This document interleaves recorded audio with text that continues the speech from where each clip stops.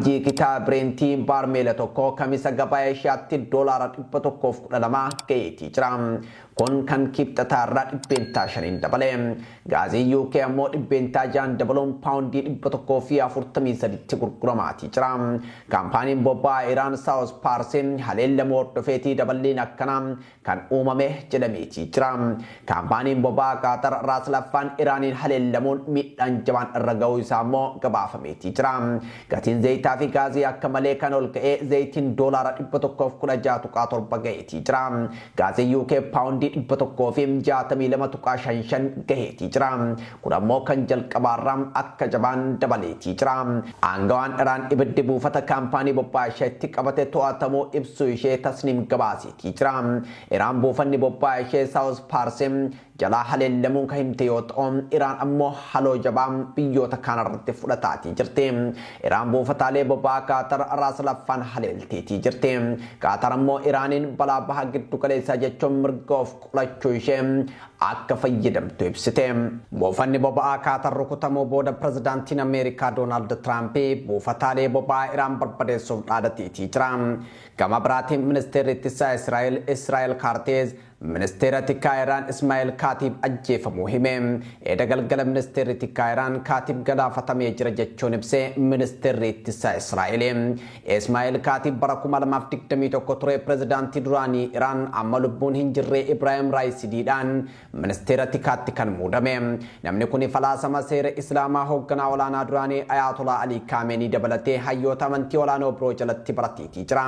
Waajjiraalee tikaa fi hoogganaa olaanaa jalatti gahee hojii garaagaraa hojjechaatii ture.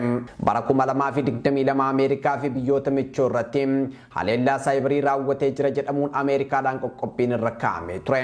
Kaatib bara 1980 ture eegduu warraaqsa Islaamaatti kan makame.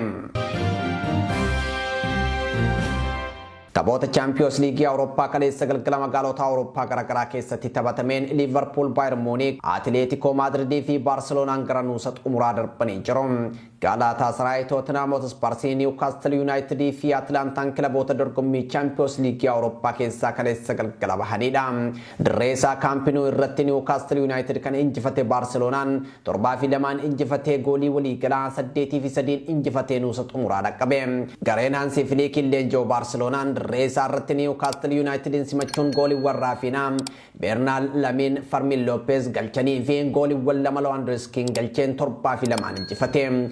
Goolii injifatamuu jalaa Newcastle United hin baraarre. Anthony Langan yoo galchoo Barcelonaan goolii walii galaa 8-3 kilaba England Newcastle United injifatee nuusa xumuraatiif darbe. Tottenham Hotspur dirreesaa irratti Atletico Madrid simachuun 3-2 injifatos goolii walii galaa 7-5 Atletico Madrid gara nuusa xumuraa darbe. Atletico Madrid dirreesaa irratti 5-2 Tottenham Hotspur injifachuu hordofee kaleessa dirree Tottenham irratti galii 3-2 injifatamus goolii walii galaa 7-5 gara marsaa itti aanutti darbeetii jira. Liverpool dirreesaa Anfield irratti Galatasaray 4-0 injifachuun gara marsaa itti aanu darbe. Torbee darbe Galatasarayin takkaa 0 kan injifatame Liverpool dirreesaa irratti goolii baay'ee 4-0 injifachuun gara nuusa xumuraa darbe. Daqiiqaa 25 irratti Sobozlai kubbaa Maakalister mijjeesse galchuun Liverpool dursa yoo qabsiisu boqonnaa dura sa'aatiin idilee dhumatee daqiiqaa dabalataa irratti saanduqa peenaalitii keessatti balleessaa Sobozlai irratti raawwatame Liverpool peenaalitii argatos Muhammad Salah osoo hin galchine hafe.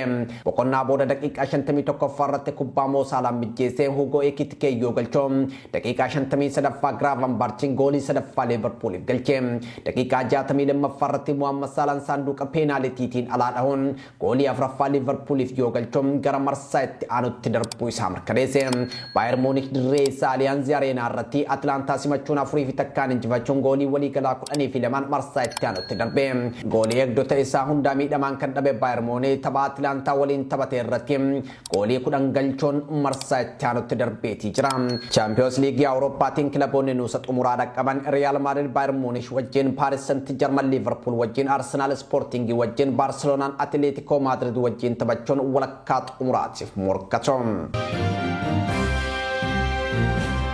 Tolee kabajamoo daawwattoota OMN oduun guyyaa kanaaf qopheeffanne kana gammaa daawwattanii qophiileen Oromiyaa Miidiyaa Neetworkii afaan itti fufuu gama kootiin torsii gaarii.